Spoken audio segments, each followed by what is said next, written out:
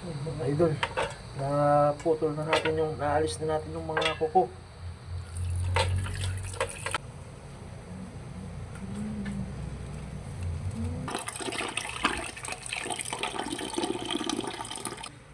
Papakulo lang natin tong mga paa ng manok na to sa sa kamatis, yan isang tasang kamatis.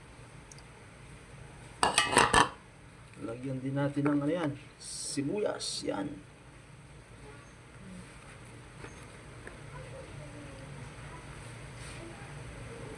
At saka lagyan din natin ng luya. Yan.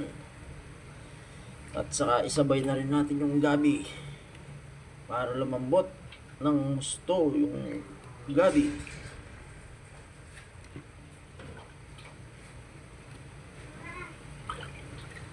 So, yung petsay mamaya na lang pag malambot na lahat. So, isasalang na natin yan mga idol.